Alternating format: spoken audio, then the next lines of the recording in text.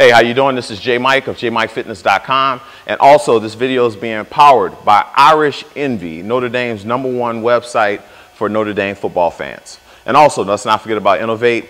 They also help me out with shoes, clothing, and apparel. But today, I'm giving you guys a little information people have been asking me about. They've been asking a lot about what's the difference between jumping off of 1 foot and 2 feet. And also, I'll give you guys examples of when you should use 2 feet versus 1 foot. All right, I'm gonna give you guys a couple examples of when to jump off of 1 foot versus jumping off of 2 feet. And here goes situation 1. The example that I just gave you would be a situation if you're on a fast break and you have a defender gaining on you. You don't have the time to stop and gather. You can just go up with the shot. So a lot of times people use the one-legged approach when they need distance. So here's another example of that fact. So if you're on a fast break and the defender's coming up on you fast like LeBron James would do in a game and chase down the dunk, a lot of times he's chasing down that dunk is because the person who's trying to score has to gather off of 2 feet and try to finish. But if that same athlete has LeBron on his back, he can extend and protect himself from LeBron coming block the shot. So athletes, whenever you have a chance, like on a situation of a fast break type situation, you have someone gaining on you, coming at you from behind, you want to take the 1 foot approach. Okay, tip 2. This is very important. A lot of people don't realize this when jumping off of 1 foot.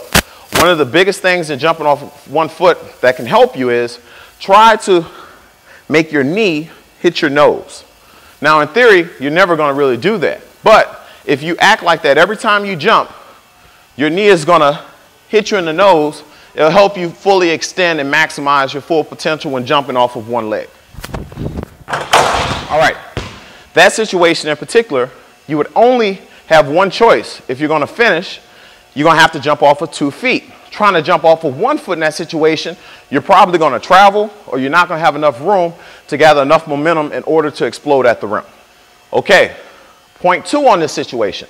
Now, as you see, if you have a person coming from your front side and he's going to challenge you at the rim, if you jump off of 2 feet, you have a stronger base to where you can afford a little impact. Now, if you jump off of 1 foot, a lot of times guys wind up spinning because their leg gets hit or they're not at a good balance point. But if you see someone taking off strongly, they can also forearm the guy and balance themselves and still have a better shot at defending the basket. So in cases when you have a person coming from your front side, I would always go off of 2 because you can put that forearm on them. You can even push off and still be able to get your shot off. And it also gives you a little more space. All right, this situation with big men bother the hell out of me. If you're a 7-footer, a 6'5", 6'8" guy, when you get the ball at all times in the paint, you should be looking to finish strongly at the basket. And if you develop different jumping skills, it'll make it easier for your jumping skills to translate in game situations. Now, I'm 265, 270 pounds, and I can still dunk off vertical.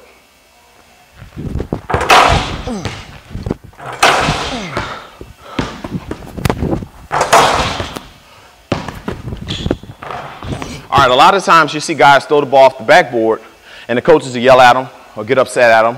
JaVale McGee-like type behavior. But in some cases, it's actually okay to throw the ball off the backboard, and I'm going to give you a situation when it's okay. In the scenario I just gave you guys, when you should jump off of 2 feet, a lot of people can't jump off 2 feet. So you can't have someone jump off 1 foot when they can't jump off 1 foot. So if you're a 2-foot jumper and you have a person coming in your face and you don't feel confident about it, there are a couple of things you can do. All right, there is a time when it's okay to throw the ball off the backboard to yourself, AKA JaVale McGee, right?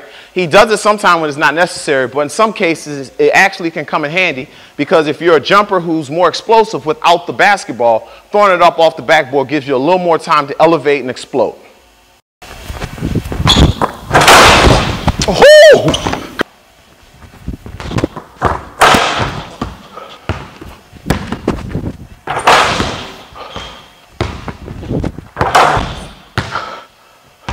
A lot of you guys, when you're trying to learn how to jump off 2 feet and dunk, most times you're not going to be strong enough to be able to go up with the ball and finish that move.